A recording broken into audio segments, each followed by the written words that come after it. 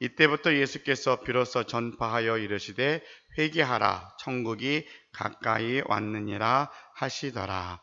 아멘. 매주일마다 성가대 실력이 좋아지는 것 같아요. 연습 많이 하고 또 우리 피아노 소리도 오늘은 더 맑고 청하게 잘 들리지 않습니까? 예, 어저께 누군가가 땀 흘리시면서 정말 많이 수고하셔서 다 청소하고 그래서 피아노 소리가 훨씬 더 맑아졌어요. 예, 감사하고 오늘 이렇게 예배 드리러 오시는 분들 모습들을 보니까 반가운 분들이 계셔서 너무 고맙습니다. 우리 출산하고 애견마다 함께 와서 예배 드리는 것도 고맙고요. 그리고 우리 선생님하고 약속해서 앉아있는 우리 학생도 하나 있어서 너무 고마워요. 야, 요새 학생이 이렇게 선생님하고 약속했다고 오기 쉽지 않은데 다 늦잠 자고 하는데도 이렇게 와서 와 있으니까 너무 이쁘기도 하고 고맙습니다.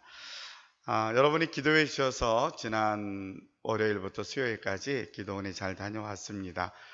지난 수요일하고 금요일에 함께 은혜를 나누었는데 짧지만 그래도 여러분들하고도 함께 주일날도 함께 은혜 나누는 게 더 좋겠다 생각이 되어서 요번에 기도원에 제가 갔을 때는 제가 목회하면서 이렇게 1년 하면 한 반년을 지내고 나면 반년을 돌아보고 또 반년을 계획하는 그런 시간으로 기도원을 갑니다. 그래서 조용히 가서 기도원에 있는 시간 동안 제일 마음에 새겨봤던 게 감사가 참 많이 넘치더라고요.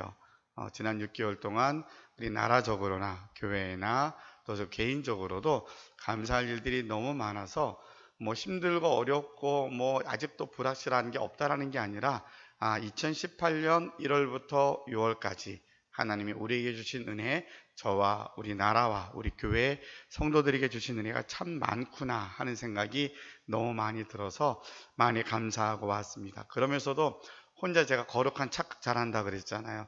작년에 우리가 그렇게 목을 터지라고 기도했던 게 뭐예요? 이 땅에 전쟁이 일어나지 않게 달라고 그저 금요일마다 시간마다 목 터져 기도했거든요. 근데 올해는 기도가 바뀌었잖아요.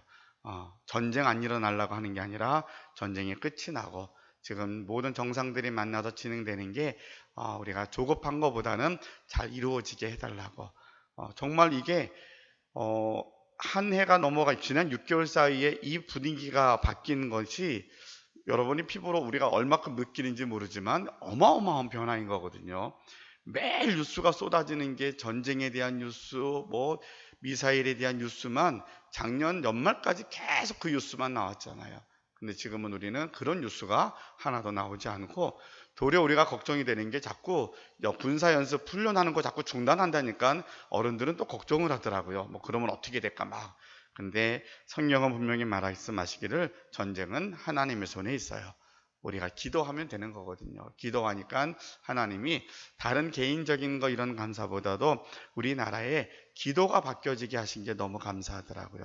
하나님 이제는 정말 이 기도가 전쟁이 일어나지 않게 달라는 기도가 아니라 이젠 전쟁이 끝이 나고 또 통일의 때로 한 걸 없이 나아가서 이런 모든 분위기들이 왜 하나님이 갑자기 이렇게 몰아가실까라는 마음이 또 한편으로는 마지막 때가 다가오는구나. 주님이 오실 때가 되었기에 하나님이 급하게 일하시는구나라는 생각도 한편으로 듭니다. 그래서 우리는 염려하고 걱정하기보단 더 많이 기도해야 되겠구나라는 생각이 들었고요. 또 하나 마음속에 이렇게 와닿았던 그래도 기도하라는 말씀, 우리가 에스겔서의 말씀을 계속 기도 훈련하면서 마음의 감동이 되었던 게 하나님은 우리에게 여러분의 앞길을 여러분이 생각했던 것보다 훨씬 좋은 걸로 다 예비해 놓으셨어요. 그게 아버지 하나님의 마음이에요. 지금은 내가 아무것도 안 보이고 답답하고 속상하지만 아버지 하나님은 저와 여러분 한 사람 한 사람에 대한 계획들이 너무 좋고 우리가 상상 이상의 것들을 다 준비해 놓으셨어요. 그래도 성경은 하나님께서 우리에게 그래도 너희는 기도하라고 가르쳐 주셨어요. 그래서 우리가 계속 기도합니다. 계속 기도하라고 하셨던 게 무엇일까 하고 함께 묵상하며 기도했더니 그 기도하라는 말씀들은 계속 기도하면 어떻게 되느냐? 하나님의 마음과 우리가 하나 되어짐이 느껴지게 되고 하나님이 우리에게 어떻게 행하실 것인가를 알려주시는 것 같아요. 기도를 하면 은혜 받고 우리가 변화산에 올라가서 아주 신비한 경험하는 것도 있지만 기도하니까 하나님이 내가 문제만 볼 때에는 걱정이 되고 염려가 되고 불평이 되고 누구에게 뭔가 다 책임 전가하는 거였다면 그걸 갖고 계속 기도하니까 내가 포기할 수 있는 건 하나님께 맡기고 내가 할 수 있는 것은 어떻게 하라고 하나님이 갈 길을 알려주시더라고요. 너희가 어떻게 살아가야 될 길을 하나님이 계속 지시해 주시는 것들이 제 마음속에 많이 와 닿았어요. 그래서 저도 조금만 순종도 해보고요. 그렇게 기도하여서 하나님의 제게 주신 응답과 마음을 갖고 순종하였더니 말씀하신 것처럼 예비하신 은혜가 내가 생각했던 것보다 정말로 구체적으로 와서 와닿더라고요. 그러니까 내가 생각했던 것은 우리는 너무 작아요. 내가 기대하는 거, 여러분 자녀들에 대한 기대는 되게 이것도 안 될 것 같지만 하나님이 하시면 이거는 아무것도 아니, 정말로 하나님이 하시는 방법으로 너무 좋은 곳을 하나님이 인도하시고 채워주실 것을 또 체험하면서 여러분에게 같이 은혜를 나눕니다.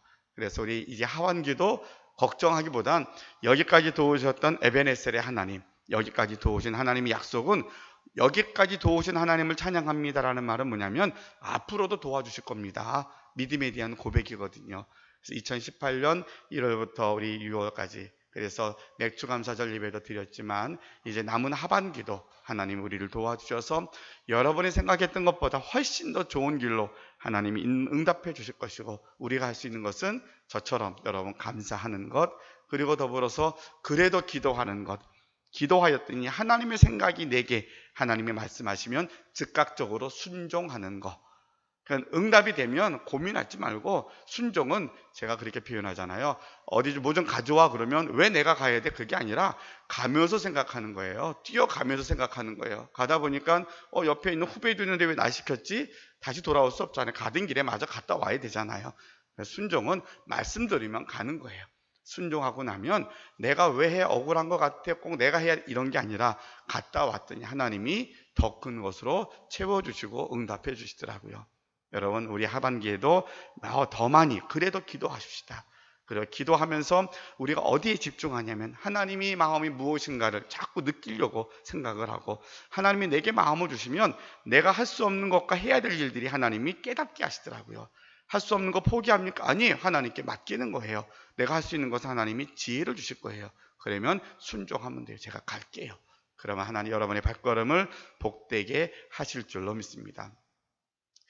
배우려고 하니까 아주 작은 것에서 감동도 받고 많이 배웁니다. 여러분 옆에 화초가 있잖아요. 우리 화초가 물을 많이 줘가지고 애가 이렇게 좀 얼룩지고 막 그랬어요. 물어봤더니 이 밑에 화분에 물이 차 있으면 앞에 이게 좀 상해서 이렇게 결과가 나온대요. 그래서 밖에다가 예배 끝나면 열심히 내놨잖아요. 어저께 오후에 보니까 여기 앞에 있는 조그만 화초들이 다 찌그러든 거예요. 다 죽은 것처럼.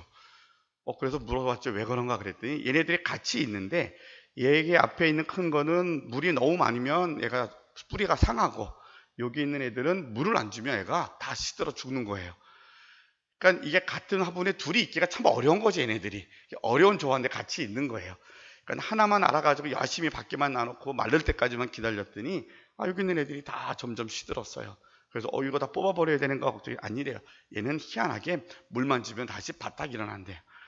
그래서 어제 봤을 때는 안 일어날 줄 알았어요. 왜냐하면 너무 많이 시들었거든요.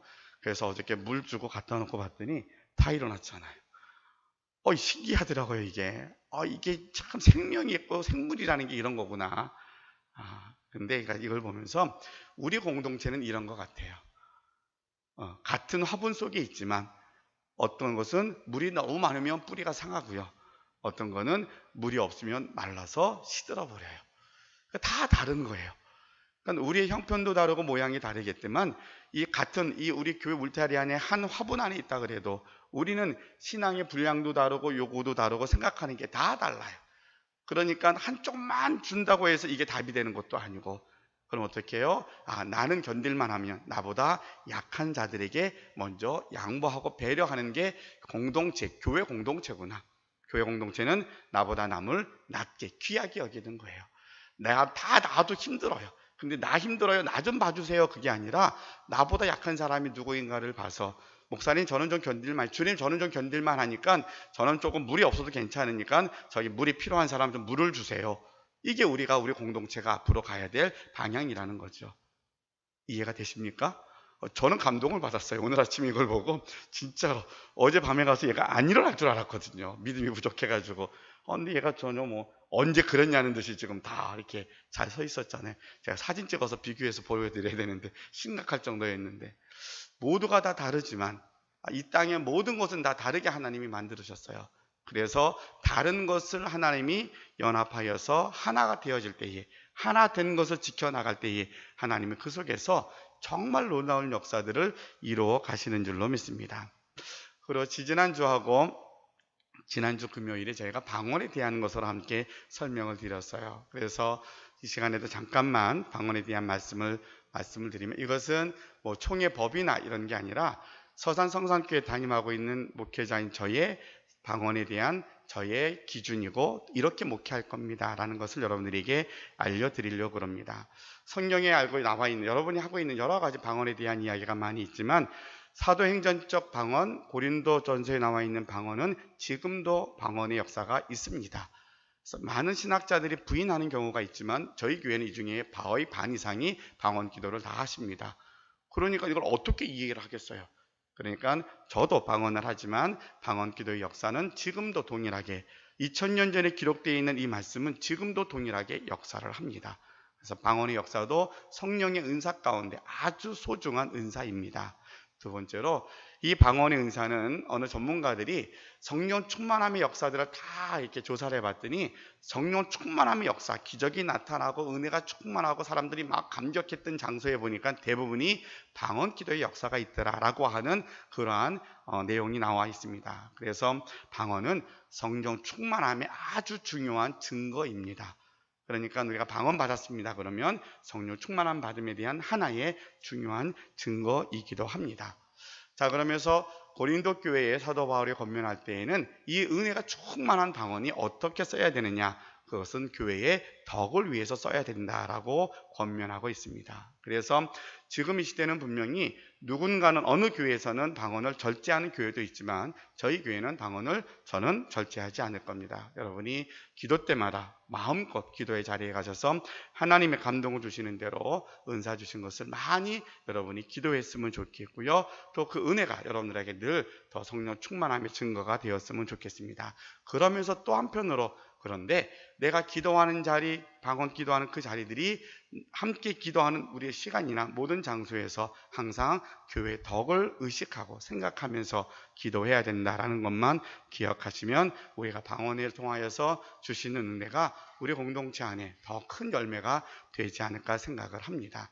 그래서 어느 분들은 그렇게 이야기를 해요. 방언을 많이 하면 방언이 다듬어집니다. 이뻐집니다. 방언이 처음에는 거칠었는데 많이 하면 이뻐지고 여러 사람이 들어도 너무나 듣기가 좋은 기도가 되기도 해요. 그래서 우리 혹시 여러분 가운데 방언에 대해서 궁금하시거나, 또 아직도 목사님 저는 방언 못하는데 그러면 성령 충만 안 한 겁니까? 고민하시는 분들은 고민하지 마세요. 성령 충만함 받은 거하고 내가 천국 가고 구원받는 거랑은 조금 다른 영역이거든요. 그러면 성령 충만 받은 것은 방언만 받아, 그것도 아니에요. 이미 여러분이 예수를 믿는다고 고백하는 것 자체가 성령이 내 안에 계시는 것이고, 여러분이 이곳에 있는 것 자체가 내가 믿음으로 고백할 때에 성령 충만함의 고백이 됩니다. 그러나 그 고백 중에 방언이라고 하는 은사가 우리 100여 년 동안의 역사를 쭉 보니까 좋은 증거로 우리에게 설명해 주더라라는 것을 이야기하는 거고요. 여러분들이 그래서 방언을 사모하면 좋겠어요. 못하시는 분들도 방언을 많이 사모해서 방언 기도 다 하셨으면 좋겠고요. 또 내가 평생을 달라고 하나님께 구했는데도 하나님이 안 주십니다. 너무 낙심하지 마십시오. 여러분이 믿음이 큰 거라고 저는 생각을 해요. 왜냐하면 그렇게 성령 충만함에 대한 증거가 방언이라고 그랬는데, 방언 안 받고도 열심히 예수 잘 믿잖아요. 이게 보통 믿음이겠냐고요. 이것도 보통 믿음이 아니거든요. 이것도 귀하고 이것도 귀해요. 이거 두 가지를 다 우리가 소중하게 여겨서 저희 교회는 우리가 기도 생활하면서 합심해서 기도할 때에는 방언 기도에 대한 거, 담임을 하고 있는 저는 여러분들이 방언 기도를 사모하고 많이 했으면 다 받았으면 좋겠다라고 하는 그러한 목회적인 방향을 여러분들에게 설명을 드립니다. 혹시 이 설명에 대한 것도 궁금하거나, 목사님 저는 좀 반론이 있습니다 하시는 분도 계시면 언제든지 이렇게 개인적으로 저한테 오시면 제가 또 공부하고 여러분들하고 함께 그런 시간들을 나누도록 그렇게 하겠습니다. 지난주에 이어서 오늘하고 내일에 이어서는 예수님의 3대 사역을 주제로 말씀을 전하려고 합니다. 제가 이 3대 사역을 사실은 설교를 이렇게 마음에 품었던 것은 다음 주에 있을 예수님의 치유 사역에 사실은 초점이 맞춰져 있습니다. 왜냐하면 지난주일에 설교했던 예수님의 가르치시는 사역과 그리고 오늘 함께 나눠드릴 말씀을 전할 선포, 복음을 전파하는 것에 대한 사역은 우리가 그래도 잘 감당하고 있는 내용이기도 합니다. 그러나 치유 사역에 대한 것은 우리가 교회 안에서 조금은 이렇게 약해진 부분이 있다라고 생각이 되어져서 다음 주일에는 치유 사역에 대해서 집중적으로 살펴볼 텐데, 그 전에 예수님이 공생의 3년 동안 열심히 일을 하셨는데 그 열심히 일하신 것을 많은 학자들이 정리해 보니까 세 가지로 정리가 되더라. 하나는 열심히 가르치셨어요. 예수님의 가르치심에 대한 가장 중요한 포인트는 마태복음 5장, 6장, 7장에 나와 있는 산상수훈이에요. 여러분, 산상수훈을 제 욕심으로 하면 다 외웠으면 좋겠어요. 저도 못 외워요. 한 학기 동안 열심히 외워서 시험 볼 때는 외웠는데 다 잊어먹어요. 이야기로 하려면 이야기는 되는데 토시 하나 이렇게 안 틀리고 외우기는 좀 어려운데, 그거 성경 3장을 가지고 한 학기를 배웠어요. 마지막 시험은 외워서 쓰는 거였어요. 근데 그 공부한 게 지금도 남아있어요. 그 교수님이 너무 그 예수님의 가르침에 대해서 우리에게 정말 잘 배웠던 내용들이 지금도 생각이 납니다. 그래서 어떤 학자들은 산상수훈이 천국에서나 가서 지킬 거라 그러는데 아니에요. 왜냐하면 눈이 잘못하면 빼버리라 그랬고, 왼뺨을 떼면 오른뺨 돌려대라 그러고, 이게 어떻게 가능하냐? 우리 힘으로 못 가능해요. 근데 성령 받으면, 성령이 내 안에 계시면 이게 가능해지더라고요. 그것이 예수님의 가르치심이에요. 그래서 예수님의 가르침에 대한 것을 우리가 더 많이 사모하고 우리가 그 말씀대로 순종하려고 하는 것, 그래서 우리는 가르치는 일에 힘쓰는 교회가 돼야 된다. 그래서 다음 세대에 대해서 이번 여름이 여름 성경학교와 수련을 위해서 집중적으로 우리가 기도하고 준비하는 것도 예수님이 가르치시는 사역에 전념하셨던 한 부분인 것처럼 우리도 역시 가르치는 일에 교회가 힘써야 되겠다라는 말씀으로 지난 주일에 함께 은혜를 나누었습니다. 오늘 주님이 하셨던 사역이 오늘 본문에도 보니까 예수님께서 말씀하시기를 비로소 전파하여 이르시되 회개하라 천국이 가까이 왔느니라. 회개하라 천국이 가까웠느니라. 예수님이 하셨던 3대 사역을 그렇게 성경은 이야기했잖아요. 가르치시고 전파하시고 많은 병자를 고치셨다 그랬어요. 전파하셨던 그 내용이 뭐냐면 회개하라 천국이 가까웠느니라 라는 이야기입니다. 예수님께서 이제는 마지막 때가 왔음을 선포하시면서 회개를 선포하셨고 또한 천국이 다가왔다라고 말씀해 주셨습니다. 자, 천국 복음을 전파하셨는데 이 천국 복음에는 우리가 두 가지가 있음을 기억을 해야 됩니다. 우리는 전도할 때 그렇게 전도하죠. 예수 믿고 구원 받으세요. 천국 가야지요 라고 전도합니다. 사람들은 예수 믿고 천국 가세요 그러면 그럼 당신이나 가 그렇게 말하죠. 근데 반대로 예수 안 믿으면 지옥 갑니다 그러면 다 듣기 싫어합니다. 그렇죠? 전도할 때 예수 믿으면 천국 가세요라고 전도하지 예수 안 믿으면 그런데 지옥 갈 수밖에 없어요 하는 말을 참 우리가 조심스럽죠. 상대방의 기분이 상하니까. 그런데 구원에 대한 선포에 대해서는 두 가지가 있습니다. 하나는 심판에 대한 메시지고요. 두 번째는 구원에 대한 메시지입니다. 예수 믿으면 구원받습니다라는 것이 복음이고 핵심적인 말씀이지만 우리가 그 이면에 뭐가 있냐면, 그러면 예수 안 믿으면 어떻게 되는데요? 예수 안 믿으면 심판이 있고요, 멸망합니다. 심판에 대한 메시지가 성경에는 굉장히 많이 나와 있습니다. 여러분이 잘 아시는 것처럼 아담이 타락한 후에 하나님께서 심판에 대해서 최후에 이야기를 합니다. 그리고 노아 시대 때 심판에 대한 말씀이 나오고요. 바벨탑 사건에도 인간들이 교만하여서 탑을 계속 하늘 위까지 쌓였을 때 하나님이 심판을 말씀하십니다. 소돔과 고모라에 대한 심판, 그리고 출애굽했을 당시 10가지 심판에 대해서, 그리고 우리가 성경 구약 역사를 보게 되면 선민 이스라엘이 있는데 둘로 쪼개져서 남유다 북이스라엘이 있습니다. 근데 북이스라엘이 주전 722년에 아수르에 의해서 멸망하고요, 남유다가 586년에 신바벨론 제국에 의해서 멸망을 합니다. 하나님의 심판이 예고된 거거든요. 그러니까 성경의 역사 가운데는 그래 하나님만 의지해, 하나님께 기도해, 하나님이 늘 도와주실 거야, 이러한 복음적인 하나님의 메시지가 있지만 그 이전에는 너희에게 심판이 있을 것이라는 말씀이 계속해서 기록되어져 있어요. 우리가 성경을 쭉 읽어 나가는데 그래 맞아, 하나님 우리와 함께 하시는 분이야, 에베네셀의 하나님이야, 하나님이 늘 내가 너를 지켜주실 거야, 너를 도와주실 거야, 이 말씀이 은혜가 되지만 그런데 역사 속에 39권의 역사, 아니 신약에 있는 말씀까지 계속 읽어나가면 그 말씀 앞에 나와 있는 게 뭐가 있냐면 너희가 이대로 가면 너희는 멸망할 거야. 너희가 돌아오지 않으면 너희 심판을 받을 거야. 이 메시지가 사실은 성경의 예언서를 통하여서 창세기부터 계속해서 그 말씀이 이어집니다. 노아의 홍수와 소돔과 고모라의 심판을 두 가지를 여러분이 잘 아는 그런 이야기니까 이야기 속에 공통점을 한번 생각해 보자고요. 첫 번째로는 사람들의 죄악에 극에 달합니다. 노아 시대 때 하나님께서 지면을 보니까 모두가 다 악한 거예요. 모두가 한 사람도 제대로 하나님 마음에 흡족한 사람이 하나도 없었어요. 하나님이 안 되겠다. 내가 다 없애고 다 리셋시키고 처음부터 다시 해야 되겠다. 하나님이 그렇게 생각하셔요. 그 이유가 뭐예요? 모두가 다 죄로 말미암아 죄가 극에 달아야 돼요. 그 중에 한 사람 노아를 하나님이 발견하십니다. 노아는 그 악한 시대의 의인이었어요. 그러니까 모든 사람이 다 죄를 지어서 악하여서 악의 끝에 달하였는데 근데 노아는 의인이었어요. 그래서 노아의 가정을 통하여서 하나님께서 구원의 역사를 노아 홍수의 사건을 통해서 보여줍니다. 소돔과 고모라는 어떻습니까? 아브라함이 하나님 앞에 중보기도 하잖아요. 하나님께서 선사를 보내어서 이야기합니다. 아브라함아, 소돔과 고모라가 죄가 극에 달하여서 내가 심판할 거야. 아브라함이 하나님께 쫓아가서 기도하자. 하나님 그러시면 안 됩니다. 저기에 혹시 의인 50명이 있으면 어떻게 하실 겁니까? 그랬더니 50명? 그래, 내가 50명 있으면 내가 심판 안 할 거야. 그래? 조금씩 줄여 6번을 줄여가잖아요. 의인 10명만 있으면 어떻게 10명만 있어도 내가 심판하지 않을 거예요. 소돔과 고모라가 악의 끝에 달하여서 하나님의 심판의 예고를 받는데 그 공통점 첫 번째는 사람의 죄악이 크게 달하였다는 거예요. 자, 여러분, 이 두 사건의 공통점과 우리 시대를 함께 이렇게 스쳐 지나가면서 생각하시면 우리에게 주시는 메시지를 우리가 듣게 될 겁니다. 두 번째로 공통점은 뭐냐면 하나님께서 간곡하게 그들에게 경고하십니다. 노아가 방주를 짓는데 한 달 동안 지은 게 아니었어요. 노아가 방주를 짓는데 이렇게 바닷가에다가 아니면 해변에 지은 게 산꼭대기에다가 노아로 방주를 짓습니다. 날씨가 너무 좋은데 그 자재를 갖고 거기 다 가지고 올라갑니다. 사람들이 볼 때마다 다 정신이 나갔다 그랬죠. 뭐 하는 거냐고. 이 날씨 좋은데 비가 오면 얼마나 오길래 상상을 해보라고. 비가 온다고 그 제일 높은 산꼭대기에다가 배를 지으면 그만큼 물이 찰 거냐고. 그러면 우리 다 죽는 거라고. 그랬더니 그래, 비가 오면 우리 다 죽을 거야.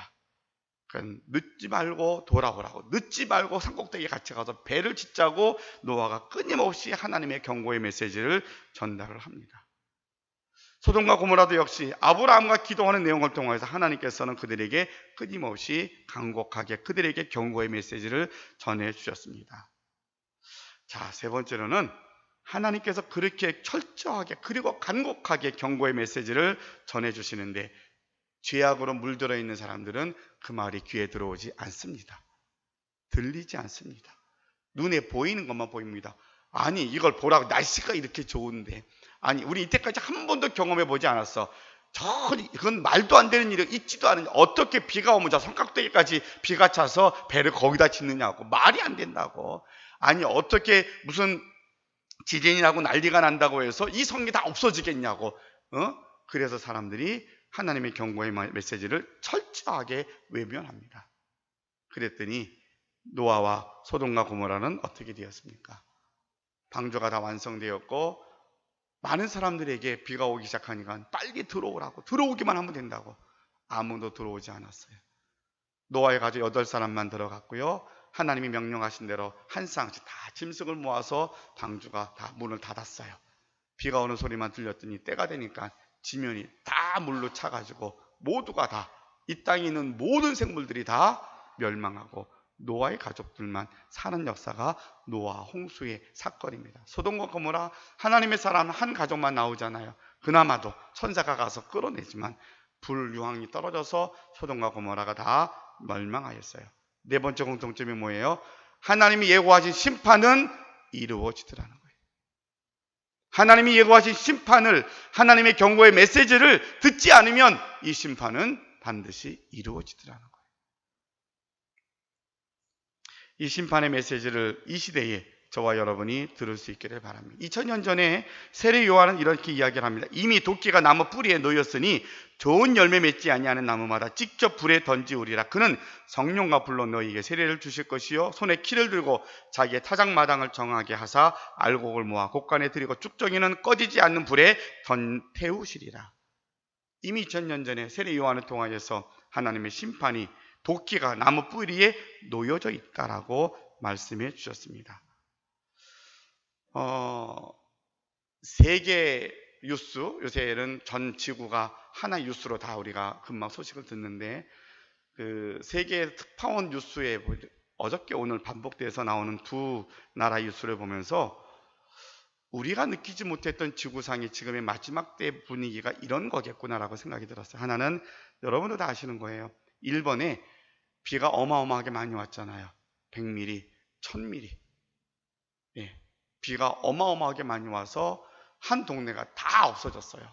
없어지고 지금도 특파원이 가서 거기에 다 가봤더니 뭐 집 자체 뭐 보이지도 않고 많은 사람들이 인명피해가 나서 이제 그 복구하는 현장이 나옵니다. 거기 주민에게 인터뷰를 했어요. 지금 많이 힘드시겠습니다 라고 이야기했더니 이 좀 중년 되신 분이 당당하게 이렇게 아니라고, 저건 무슨 표현이지 라고 생각했더니 이분이 하는 얘기가 이 일은 계속 이뤄질 겁니다. 그래. 지금 비가 와서 이 피해가 나서 이 어려운 것, 이게 문제가 아니라 앞으로 이 상황은 더 진행될 겁니다 라고 하는 무서운 얘기를 하더라고요. 그래서 최근에 일본에서 비와 태풍이나 이런 걸 통해서 피해를 입은 쭉 통계를 보니까 점점점 그 강도가 세지고 있는 거예요.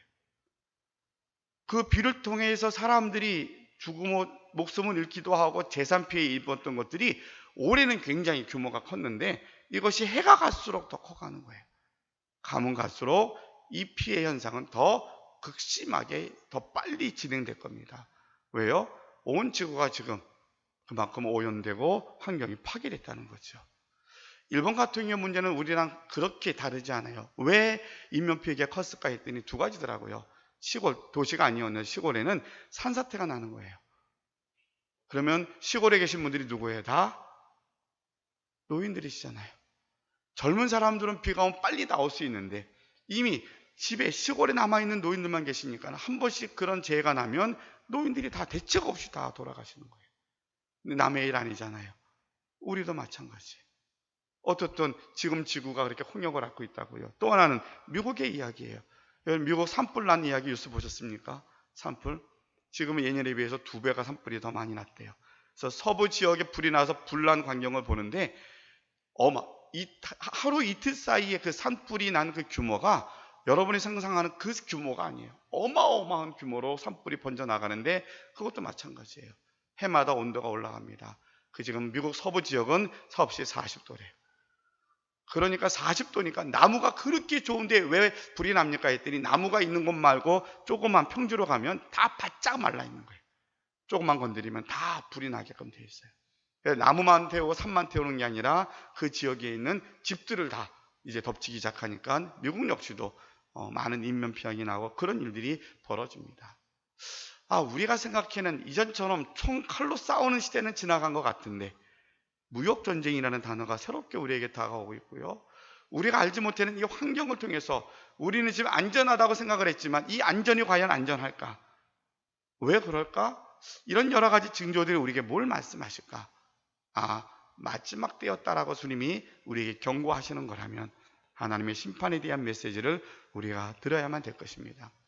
요새 뉴스에 어제 오늘 뉴스에 많이 장식했던 것이 저 시청 앞 광장, 덕숭 광장의 모습이잖아요.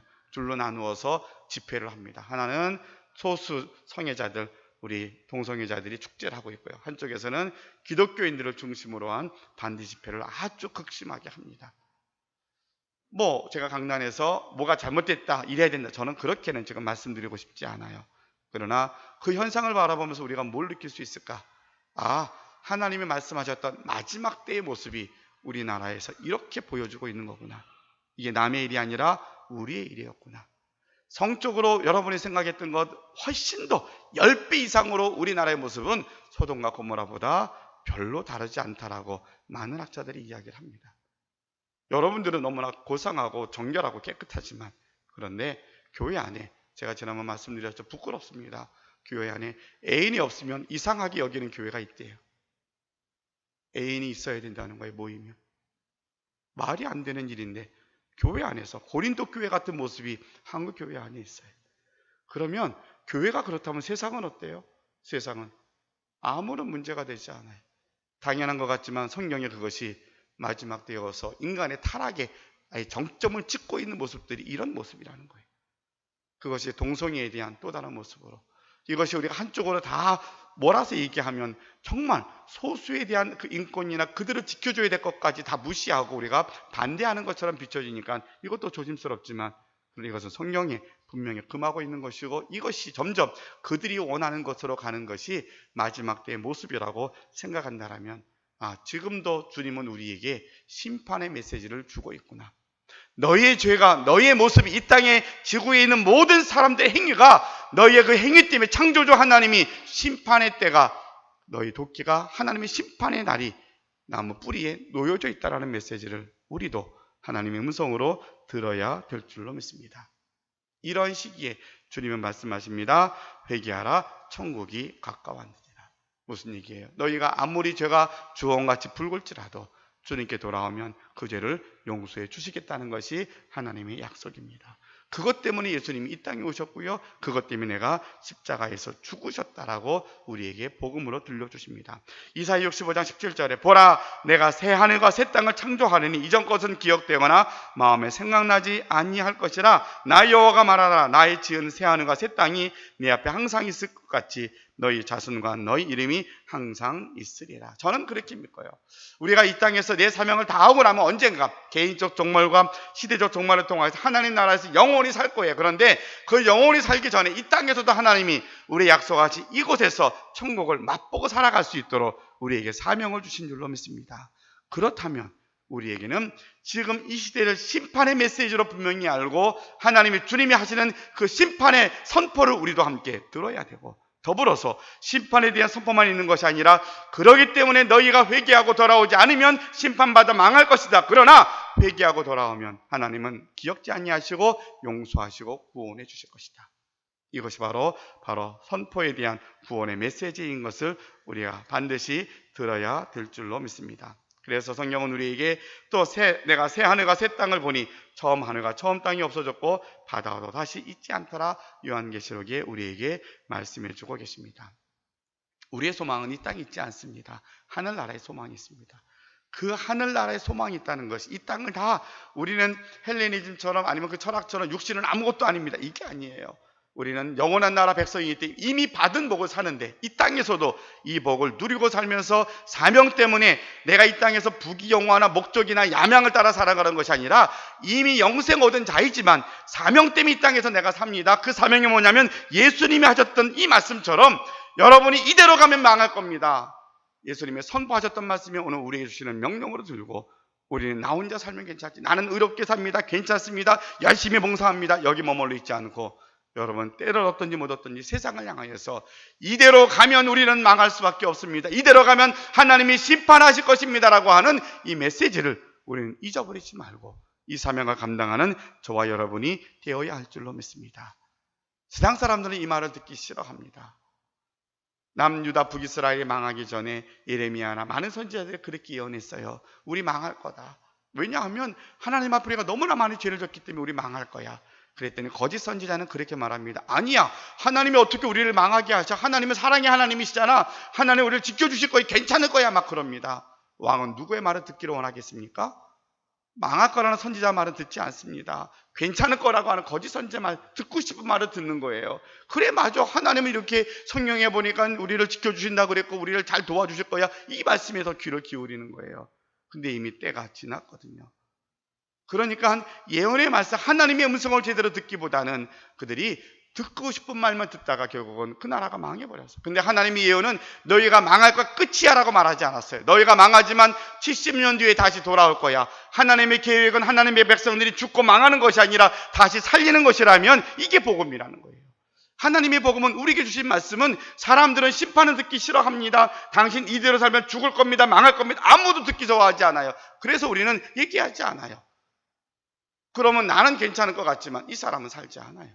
어디까지 얘기해야 되느냐? 지금 이대로 있으면 우리는 망합니다. 이 죄를 벗어나지 않으면 심판받습니다. 그런데 우리가 회개하면 하나님은 구원해 주실 것입니다. 이게 복음이거든요. 이게 예수님이 회개하라 천국에 가까웠느니라, 너희가 돌아오면 내가 구원할 것이라는 하나님의 복음인데, 이 복음은 우리가 다 듣지 않고, 사람들은 죽는다는 거 싫어해요. 지옥 간다는 거 싫어해요. 예수 믿고 구원만, 당신은 그냥 가라고, 나는 알아서 살 것이라고, 괜찮을 거라 그러면 다투는 거 싫어한다고 그래요. 그래서 말하지 않아요. 그게 우리에게 전도의 걸림돌이 되고, 우리가 해야 될 일을 우리가 순종하지 않는 모습이 되더라는 거죠. 예수님이 하신 사역은 전파하는 일을 선포하는 사역이었어요. 뭘 선포했어요? 우리에게 심판을 선포하셨어요. 그리고 우리에게 구원을 선포해 주셨어요. 여러분이 느끼는 지금 이 나라는 어떻습니까? 지구는 어떻습니까? 작년보다 올해 미국과 일본이 당하는 환란을 보니까 내년에 이것보다 더 2배가 커진다고? 그림이 그려지지 않아요. 이보다 일본에 더 많은 비가 오고 지진이 난다라고 그렇게 잘 지은 그 나라인데도 속수무책이에요. 이 환란이 우리나라에 닥치면 우리는 감당할 여력이 없어요. 우리 어떻게 해야 됩니까? 여전히 우리 인간은 더 집을 잘 짓고 튼튼하게 짓고 지진을 대비한 건물을 짓는데, 그걸 짓는다고 대비가 되지 않더라는 거죠. 이것이 마지막 때였다면 왜 그럴까? 무엇 때문에 이런 일이 왔어? 우리 사람들이 하나님 앞에 범죄하였구나. 창조주 하나님의 질서대로 살지 못했구나. 하나님의 지으신 그 질서대로 못 살 인간 중심으로 살다 보니까 환경이 오염이 되었고, 이 죄악의 끝까지 가다가 결국 마지막 때가 되었구나 하는 것을 우리가 심각하게 생각하고, 이제는 우리 주변의 사람들에게 이 상황들을, 심판에 대한 이 경고한 하나님의 경고의 메시지를 우리도 전해야 될 줄로 믿습니다. 그러면서 거기서 끝나면 안 돼. 그러면 싸움이 돼요.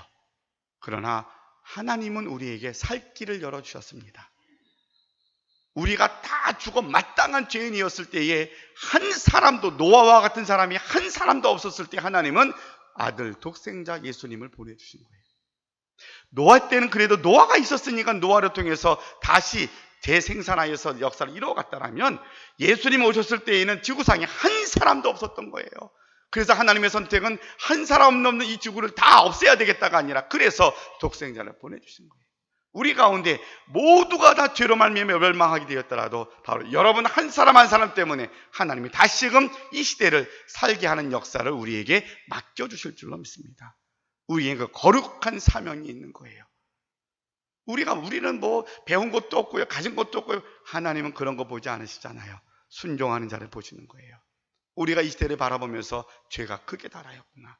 하나님, 이 민족의 죄, 이 시대적인 죄악을 우리가 부둥켜 안고 하나님 앞에 참여하며 기도하면서, 하나님, 이사야와 같이 누가 갈 거라고 주님이 말씀하시면, 주님, 부족하지만 제가 갈게요.